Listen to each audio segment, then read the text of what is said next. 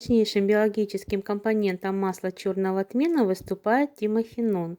Вещество обладает повышенным антиоксидантным и противовоспалительным действием, снижает воспалительные процессы дыхательных путей.